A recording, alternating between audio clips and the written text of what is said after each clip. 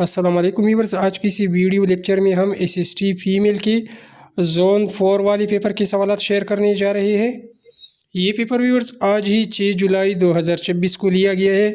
Khyber Pakhtunkhwa public service commission वाले paper में ये तमाम सवाल आई हुई थी और ये जोन 4 का पेपर है, सेकेंडरी स्कूल टीचर्स का।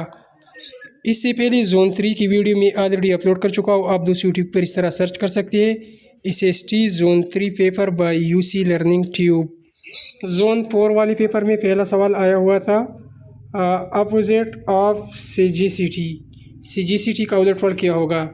सीजीसीटी की मानी व्यूअर्स तेज फहमी के है, फरासत के है। इसका उलटफल फोली बनेगा या स्टूपिडिटी। सवाल 2, birth year of prophet Mohammad सल्लल्लाहु अलैहि वसल्लम is known as.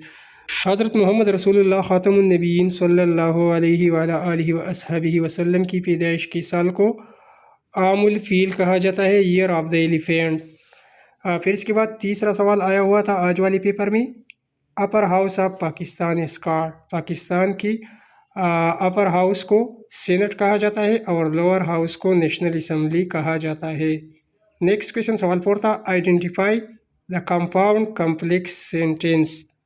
Compound complex sentence ये वो जुमला होता है जिसमें क्या होता है, गैर मुकम्मल जो अकेला यानी मुकम्मल मानी नहीं देता, तो इस तरह का जुमला होता है। फॉर एग्ज़ाम्पल, अगरचे बारिश हो रही थी, अली स्कूल गया और अहमद घर पर रहा, तो इस तरह के जुमले कंपाउंड कम्प्लेक्स सेंटेंस कहलाते हैं।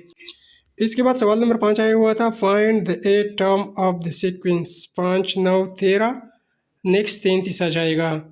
यहाँ पर इसी क्वेश्चन में मुझे मिस्टेक लग रहा है। 5 के साथ 4 जमा किया गया है, 9, 9 के साथ 4 जमा किया गया है, 13, 13 के साथ भी अगर 4 जमा किया जाए तो इसका आंसर 17 होगा। फिर इसके बाद सवाल number 6, which number is divisible by 3 by not by 6। तो 9 इसका एग्जाम्पल है हमारे पास। सवाल नंबर 7 है, which one is direct tax. Direct tax income tax को कहा जाता है।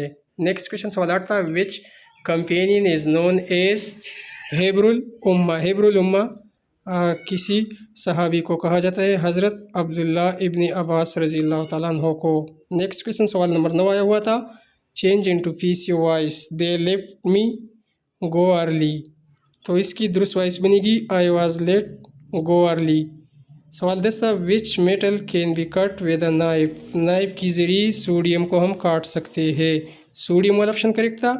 फिर सवाल 11 था, which disease can be prevented by vaccination. Polio vaccination के ज़रिए इसकी रोकथाम पॉसिबल है। नेक्स्ट क्वेश्चन सवाल 12 था, idiom to stand on ceremony, to be formal, इसका करेक्ट आंसर है।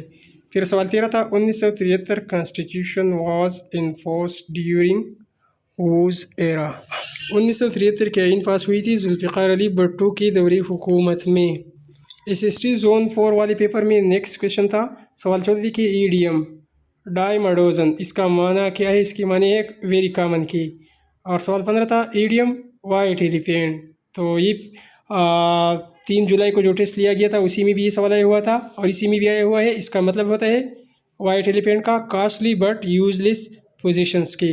और सवाल 16 था, long live the king is which type of sentence. ही अफटीटिव सेंटेंस है, जहाँ पर व्यूअर जिस सेंटेंस में ख्वाहिश, दुआ या बद्दुआ इस तरह दी जाए तो वो अफटीटिव सेंटेंस होगी, ये इसकी पहचान है। इसके बाद व्यूअर्स नेक्स्ट क्वेश्चन सवाल 17 था, idiom on thin ice. On thin ice का मतलब होता है इन रिस्की सिचुएशन की। सवाल 18 था, to burn the candle at 2 AM means, तो इसका मतलब होता है ओवर वर्क वन सेल्फ की। फिर सवाल 19 आया हुआ था, something which is common and abundant, तो इसके लिए डाइम ऑफ डोजन ये यूज़ की जाती है। नेक्स्ट क्वेश्चन सवाल 20 था, the chairman objected to the evidence being admitted without proper authentication, यहाँ पर बीइंग एडमिटेड लगेगा। आगे बढ़ने से पहले दोस्तों वीडियो को लाइक कीजिए, लाइक के साथ सब्सक्राइब वाला बटन इसको प्रेस करना न भूलिए। सब्सक्राइब वाले बटन को दबाइए, ये बिल्कुल फ्री है। इसका फ़ायदा ये होगा कि हमारी हर पेपर आपको बर वक्त मिलेगी। इसके अलावा अपने मार्क्स भी इसी वीडियो के कमेंट्स में हमें ज़रूर लिखिए, अपने मार्क्स ज़रूर बताइए, कमेंट्स कीजिए। फिर उर्दू वाली पोर्शन से भी सवालत आई हुई थी। तो सवाल किस था, अमराव जान अदा नावल किस अहमियत की वजह से है? तो ये उर्दू का अव्वलीन नफ्सियाती समाजी नावल है। नेक्स्ट क्वेश्चन सवाल 22 आया हुआ था, जिद्दीयत का शायर किसको माना जाता है? तो शायरी जिद्दीयत नासिर काज़मी को कहा जाता है। नासिर काज़मी का ऑप्शन दुरुस्त था। नेक्स्ट क्वेश्चन इसके बाद आया हुआ था सवाल 23, अरमगानी हिजाज अल्लामा इकबाल की कौन सी किताब है?